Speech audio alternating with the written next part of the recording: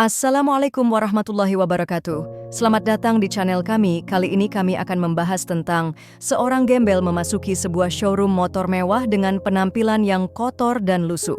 Dia datang dengan niat membeli motor ninja impian. Namun bukannya sambutan hangat, dia justru mendapat hinaan, tawa sinis, dan diusir tanpa ampun oleh para karyawan. Apa yang sebenarnya terjadi di balik sikap kasar mereka, dan bagaimana kisahnya akan berlanjut?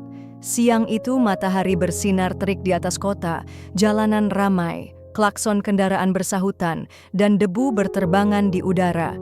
Di tengah hiruk-pikuk tersebut, tampak seorang pemuda berjalan perlahan di trotoar, mengenakan kaos lusuh yang warnanya sudah pudar, celana jeans sobek di lutut, dan sandal jepit yang hampir putus talinya.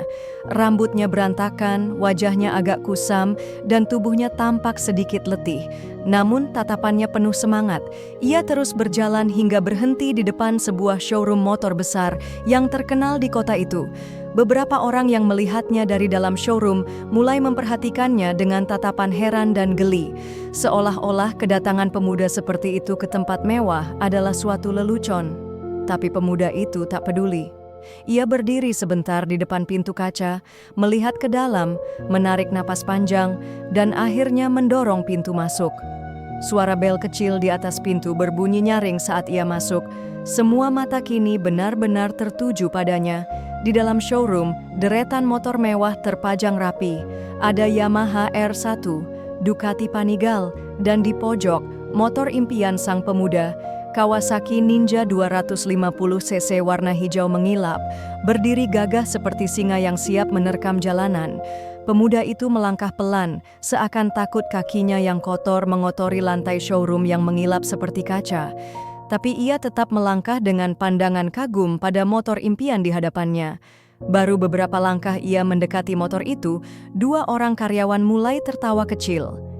Salah satu dari mereka, pemuda berkemeja biru dengan name tag bertuliskan Derry, melirik ke temannya dan berbisik cukup keras. "Lihat tuh, ada gembel nyasar mau beli motor ninja," katanya, "ngimpi siang bolong." Yang satu lagi, wanita muda berkacamata bernama Ranti, ikut terkikik. "Gila ya, kayaknya dia lebih butuh sabun daripada motor," gumamnya sambil menutup hidung pura-pura jijik. Mereka tak menyadari bahwa suara mereka cukup jelas terdengar oleh sang pemuda, tapi dia tetap pura-pura tidak mendengar. Ia hanya ingin melihat lebih dekat motor itu, menyentuh setangnya, merasakan mimpi yang sudah lama ia simpan sejak kecil. Ketika tangan kirinya hampir menyentuh bodi motor, Derry langsung menghampiri sambil melambaikan tangan. Jangan dipegang ya bang, ini motor mahal. Kalau lecet, gaji abang 1 tahun juga nggak cukup buat ganti." Pemuda itu menoleh, masih dengan senyum ramah. "Maaf mas, saya cuma mau lihat-lihat, saya tertarik sama motor ini."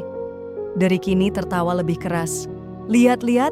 Ngaca dulu dong, tertarik itu gampang bro, beli yang susah. Ini showroom motor sport, bukan tempat nanya-nanya buat konten TikTok." Ranti ikut menyambung dengan nada merendahkan. "Kalau mau cari motor bekas, coba deh ke pinggir jalan sana, banyak yang jual." "Kasihan, ini showroom bukan tempat gelandangan ngadem." Beberapa pelanggan lain yang mendengar juga mulai tersenyum simpul, tertular suasana sinis dari para pegawai. Pemuda itu masih berdiri tegak, ia memandang mereka satu persatu. Tak ada marah, tak ada dendam di matanya. Hanya ada kecewa dan sedikit senyum tipis yang tidak dipahami siapapun di ruangan itu. "Terima kasih ya mas mbak, saya pamit dulu," ucapnya pelan sebelum berbalik dan melangkah keluar. Di luar showroom, pemuda itu menatap ke langit. Ia tahu hari ini bukan soal gagal beli motor, tapi tentang bagaimana dunia masih suka menghakimi dari kulit luar. Ia menghela napas dalam. Dalam hatinya ia berkata, "Besok aku akan kembali bukan sebagai gembel, tapi sebagai diriku yang sebenarnya." Langkah Taufik terasa ringan saat meninggalkan showroom, meski dalam hati ia menyimpan luka. Bukan karena dihina, ia sudah cukup dewasa untuk tidak terpancing oleh omongan kasar, tapi karena ia menyadari banyak orang di luar sana yang mungkin bernasib sama sepertinya hari ini, atau bahkan lebih buruk. Dihina, direndahkan hanya karena tidak tampil mewah seperti yang diharapkan dunia. Ia naik ke sebuah mobil pickup tua yang diparkir tak jauh dari showroom. Sopirnya, Pak Warto, seorang pria tua yang sudah bekerja pada keluarganya sejak Taufik kecil, menoleh dengan cemas. "Gimana Mas Taufik, lancar?" Taufik hanya tersenyum tipis. "Sesuai dugaan Pak, mereka tertawa dan mengusir saya." Pak Warto menunduk. "Zaman sekarang orang memang gampang menilai dari tampilan Mas, padahal yang paling mahal dari manusia itu bukan baju, tapi hatinya." Taufik mengangguk setuju. Mobil pun melaju pelan meninggalkan showroom megah itu menuju sebuah kawasan elit tak jauh dari pusat kota. Beberapa menit kemudian, mobil itu berhenti di depan rumah megah bergaya modern klasik, berdiri kokoh di tengah hamparan rumput hijau yang luas. Di garasi terparkir 2 mobil sport, 1 mobil keluarga, dan 1 motor gede Harley yang jarang dipakai. Rumah itu adalah milik keluarga Karno, pemilik jaringan showroom motor terbesar di kota itu. Begitu masuk ke dalam rumah, seorang wanita paruh baya dengan balutan daster mahal menyambut Taufik dengan senyum hangat. "Kamu pulang juga, Nak? Gimana? Mereka sadar siapa kamu?" Taufik menggeleng pelan sambil duduk di sofa ruang tamu yang luas. "Belum Bu, dan itu bagus. Artinya mereka menunjukkan wajah asli mereka pada orang biasa." Ibunya tersenyum, campuran bangga dan prihatin. "Ayahmu dulu pernah bilang, kalau ingin tahu siapa orang yang bisa dipercaya, cobalah datang padanya sebagai orang kecil. Karena yang baik hati pada orang miskin pasti lebih tulus pada orang kaya. Tapi yang hanya ramah pada yang berduit biasanya penuh kepalsuan." Taufik menatap ibunya. "Aku mau balik lagi ke sana Bu, tapi bukan sebagai gembel. Aku ingin mereka melihat siapa yang mereka usir kemarin." Sang ibu menepuk pundaknya. "Pergilah Nak, tapi jangan cuma ajarkan mereka untuk takut pada atasan, ajarkan juga untuk belajar menghargai siapapun." Malam itu, Taufik berdiri di balkon kamarnya yang menghadap ke taman. Ia memandangi langit malam yang cerah dengan 1 bintang paling terang menggantung sendi Taufik. "Besok semuanya akan berubah," bisiknya. Ia sudah tahu mobil apa yang akan ia pakai, pakaian apa yang akan ia kenakan, tapi yang paling penting, pesan apa yang akan ia sampaikan. Karena bagi Taufik, ini bukan tentang balas dendam. Ini tentang memberantin pelajaran agar tak ada lagi orang yang dipermalukan hanya karena penampilan. Dan besok, pelajaran itu akan dimulai. Pagi harinya, matahari baru saja naik ketika sebuah mobil sport berwarna merah menyala meluncur mulus ke arah showroom. Mesin mobil itu menderu rendah, halus tapi memikat. Semua mata di depan showroom langsung menoleh. Mobil semahal itu jarang terlihat di jalan, apalagi berhenti di showroom motor. Seorang satpam buru-buru berdiri tegak dan membuka pintu masuk showroom, bersikap seolah sedang menyambut pejabat penting. Dari dalam mobil, seorang pria muda turun perlahan, mengenakan jas abu-abu elegan yang membingkai tubuhnya dengan sempurna, sepatu kulit mengilap, dan jam tangan hitam klasik yang harganya bisa setara 2 motor bebek. Rambutnya rapi, wajahnya bersih, dan senyum kecilnya menyeratkan kepercayaan diri. Tak ada yang menyadari bahwa pria muda itu adalah pemuda lusuh yang mereka usir kemarin. Derry dan Ranti, 2 pegawai yang kemarin paling vokal menghina, kini berdiri dengan postur tegap dan senyum dibuat-buat. Derry langsung menghampiri. "Selamat pagi Pak, ada yang bisa kami bantu? Mungkin sedang cari motor baru?" Ranti pun menambahkan dengan suara manis. "Kami punya model-model terbaru Pak, silakan lihat-lihat dulu, nanti saya bantu jelaskan." Pria itu, Taufik, tidak langsung menjawab. Ia menatap mereka satu persatu, seolah sedang mengukur seberapa jauh kepura-puraan bisa dibawa manusia. Ia kemudian mengangguk kecil. "Saya memang ingin melihat motor, tapi sebelumnya, bisakah saya minta semua pegawai showroom berkumpul sekarang juga?" Permintaan itu cukup aneh, tapi karena penampilan dan aura Taufik begitu meyakinkan, mereka langsung mengangguk dan memanggil semua karyawan. Dalam waktu beberapa menit, belasan pegawai showroom berdiri berjejer. Sebagian berbisik-bisik bertanya-tanya siapa pria muda kaya ini. Bahkan supervisor showroom pun ikut keluar, terlihat gugup. Taufik berdiri di tengah ruangan, tepat di depan motor ninja yang kemarin nyaris disentuhnya sebelum diusir. Ia memandangi motor itu sebentar, lalu berkata dengan nada tenang tapi tajam, "Motor ini kemarin saya coba lihat, tapi saya diusir, ditertawakan dan dihina. Katanya, penampilan saya enggak cocok masuk ke tempat seperti ini. Wajah Derry dan Ranti langsung tegang. Napas mereka memburu. Beberapa karyawan lain mulai mengingat sesuatu. Wajah pria muda ini entah kenapa terasa familiar, tapi belum ada yang berani menyimpulkan. Taufik lalu mengeluarkan dompetnya dan memperlihatkan sebuah kartu nama berlapis emas. Di kartu itu tertulis jelas, Taufik Karno, Direktur Operasional Karno Motor Group. Ruangan mendadak hening, beberapa pegawai tampak gemetar. Ranti mundur setapak tanpa sadar. Derry langsung menunduk, wajahnya merah padam. Supervisor yang sejak tadi diam kini menatap Taufik seperti melihat hantu. "Saya anak dari Pak Karno, pemilik showroom ini," lanjut Taufik dengan suara tenang. "Kemarin saya datang sebagai orang biasa. Hari ini saya datang sebagai diri saya sendiri. Dan saya ingin tahu, apakah kalian tetap akan tertawa kalau tahu siapa saya?" Tidak ada yang menjawab, hanya ada bisik-bisik panik. Taufik menatap mereka satu persatu, bukan dengan amarah, tapi dengan tatapan kecewa yang lebih tajam daripada bentakan apapun. Dan hari itu, showroom motor yang biasanya dipenuhi senyum palsu dan pujian manis untuk pelanggan kaya berubah jadi ruangan penuh ketegangan dan rasa takut karena akhirnya topeng semua orang terlepas. Tak ada satupun pegawai showroom yang berani mengangkat kepala. Derry berkeringat dingin, tangannya mengepal, lidahnya keluh. Ranti memegang dadanya sendiri, wajahnya pucat. Mereka semua berdiri seperti murid yang tertangkap mencontek di depan kepala sekolah. Hanya suara kipas angin yang terdengar berputar pelan di langit-langit ruangan. Taufik melangkah maju, berdiri tepat di depan motor ninja yang sama seperti kemarin. Tangannya dengan lembut menyentuh bodi motor itu, tepat di bagian yang kemarin hampir disentuhnya sebelum dihardik. "Saya sudah mengamati showroom ini dari jauh sejak lama. Bukan cuma produk dan omzetnya, tapi juga cara kalian memperlakukan orang. Dan saya sedih karena ternyata di tempat ini penampilan lebih dihormati daripada sikap manusiawi." Supervisor showroom, Pak Joko, akhirnya bicara dengan suara lirih. "Maafkan kami, Pak Taufik. Kami benar-benar tidak tahu kalau kemarin itu Anda." Taufik menoleh, tatapannya tajam tapi tetap tenang. "Kalau saya bukan anak pemilik showroom ini, apakah kalian tetap akan meminta maaf hari ini? Atau kalian akan tetap memperlakukan saya seperti sampah?" Pertanyaan itu menampar seluruh ruangan. Tak ada yang bisa menjawab. Ranti menunduk semakin dalam. Derry membuka mulut, tapi tak ada kata yang keluar. Air matanya mulai menggenang. Ia sadar bukan hanya pekerjaannya yang terancam, tapi harga dirinya hancur. "Selama ini," lanjut Taufik, "kalian hanya ramah kepada mereka yang tampak kaya. Tapi begitu ada orang dengan pakaian lusuh datang, kalian perlakukan seperti binatang. Padahal bisa saja orang itu jauh lebih berharga dari semua motor di ruangan ini." Beberapa pegawai mulai menangis pelan. Satu orang perempuan muda di barisan belakang mengangkat tangan.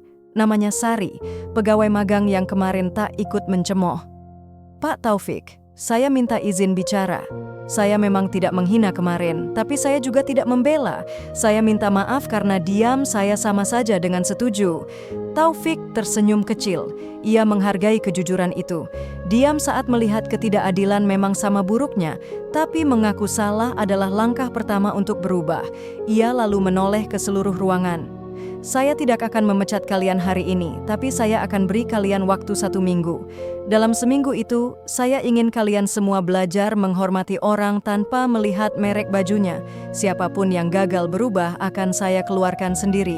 Tegas, jelas, tanpa ancaman, tapi penuh wibawa." Sebelum pergi, Taufik menoleh sekali lagi. "Oh, iya, motor ninja ini saya beli, tapi bukan untuk saya. Saya mau kalian kirimkan ke salah satu panti asuhan di pinggiran kota. Di sana ada seorang remaja bernama Tegar. Dia yang lebih pantas punya motor ini, karena meskipun hidup susah, dia tidak pernah menghina siapapun." Dan dengan langkah tenang, Taufik meninggalkan showroom diiringi tatapan penuh rasa bersalah. Di luar, matahari semakin tinggi, seolah ikut menyinari awal perubahan di showroom itu. Karena hari itu, pelajaran penting telah tertanam. Jangan pernah menilai orang dari apa yang mereka kenakan, tapi dari bagaimana mereka memperlakukan orang lain. Hari-hari setelah kedatangan Taufik terasa berat bagi seluruh pegawai showroom. Bukan karena tekanan dari atasan, tapi karena beban kesadaran yang menyesakan di dada. Showroom yang biasanya ramai canda kini dipenuhi bisik-bisik, saling introspeksi, dan diam panjang yang menyimpan rasa bersalah. Derry, pria yang kemarin paling keras mengejek Taufik, datang ke showroom lebih pagi dari biasanya. Ia menyapu lantai, membersihkan kaca, dan bahkan menyapa satpam dengan sopan. Untuk pertama kalinya, ia benar-benar bekerja, bukan sekadar menggugurkan kewajiban. "Gue salah. Gue sombong banget," gumamnya pada diri sendiri saat mengelap etalase. "Kemarin gue hina orang yang lebih layak dihormati daripada gue sendiri."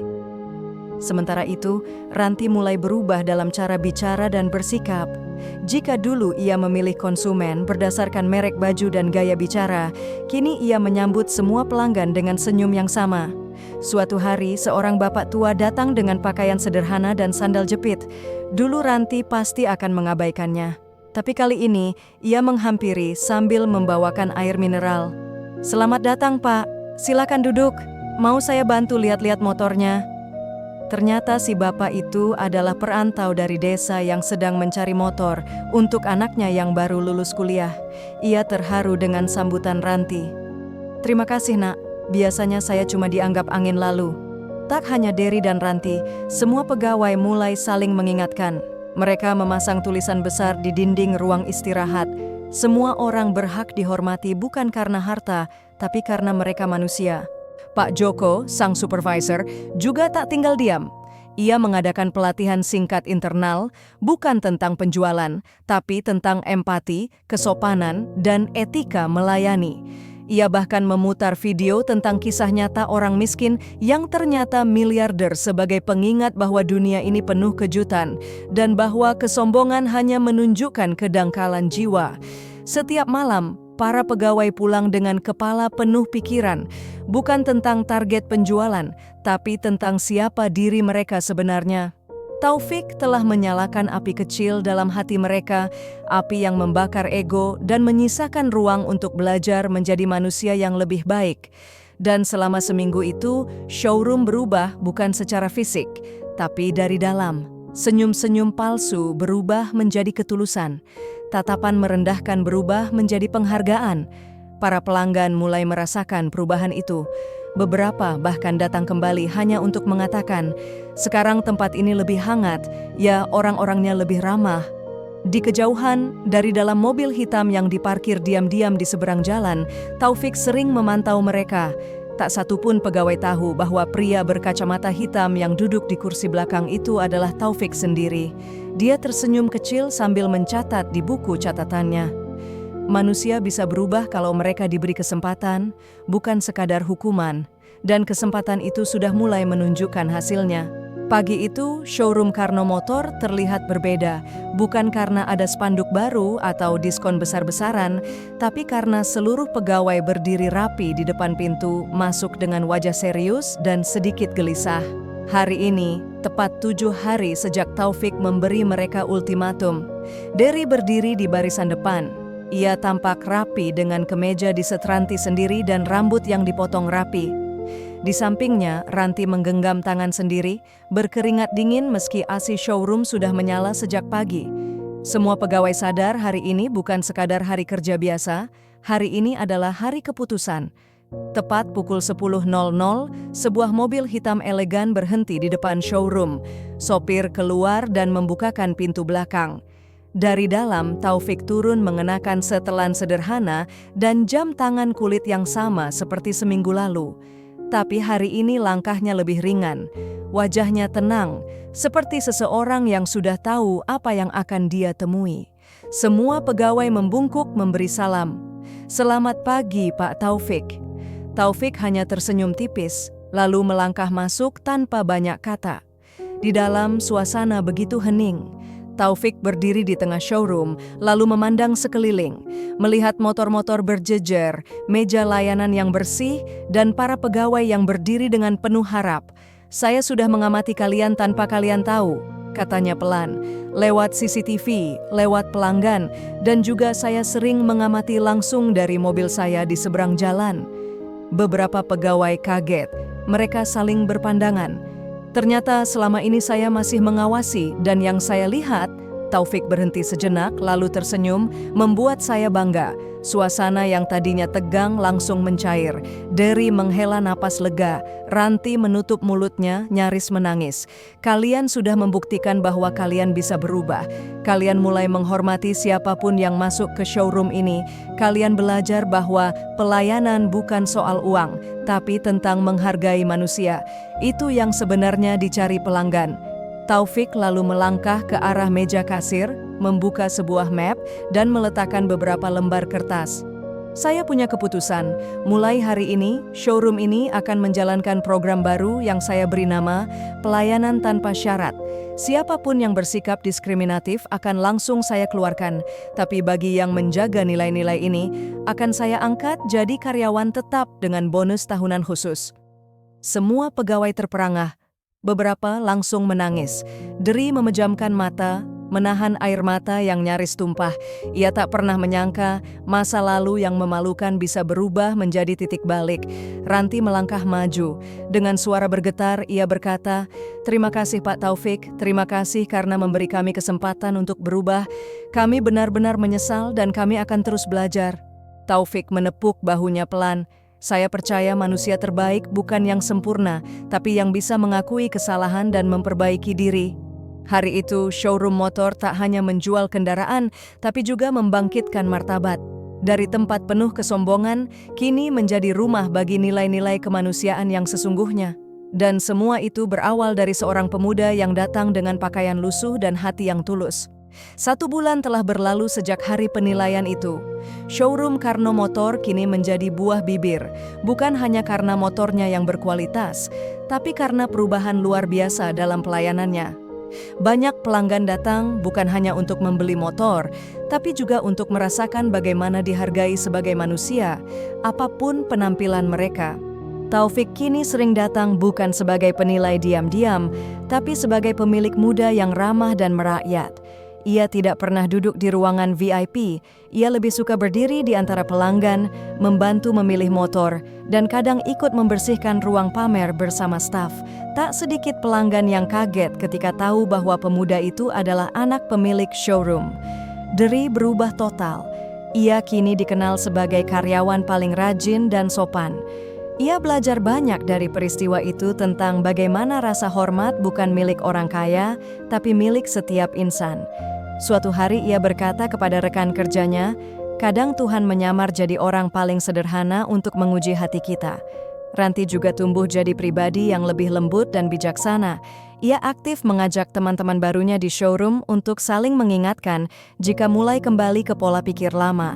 Bahkan ia jadi salah satu orang yang membantu Taufik membentuk pelatihan pelayanan di showroom lain milik ayahnya. Showroom ini kini menjadi simbol perubahan. Di dinding terdapat bingkai besar berisi kalimat, "Jangan pernah nilai seseorang dari pakaiannya, karena pakaian bisa dibeli, tapi hati yang tulus tidak bisa disewa." Dan setiap kali Taufik memandangi tulisan itu, ia tersenyum. Ia tahu penyamaran hari itu bukan hanya mengubah hidupnya, tapi menyentuh hati banyak orang. Ia telah mengajari dunia bahwa harga diri tidak pernah ditentukan oleh penampilan, melainkan oleh bagaimana kita memperlakukan sesama. Kalau kamu percaya bahwa setiap orang layak dihormati, siapapun dia, bantu sebarkan pesan moral ini. Tulis pendapatmu di kolom komentar, ya. Jangan lupa tekan tombol suka kalau cerita ini menyentuh hati kamu. Dan tentu saja berlangganan saluran ini agar kamu tidak ketinggalan kisah inspiratif lainnya dari kami. Terima kasih sudah menonton sampai akhir. Sampai jumpa di kisah selanjutnya. Hanya di Kisah Tentram, tempat di mana cerita sederhana bisa mengubah cara kita memandang dunia.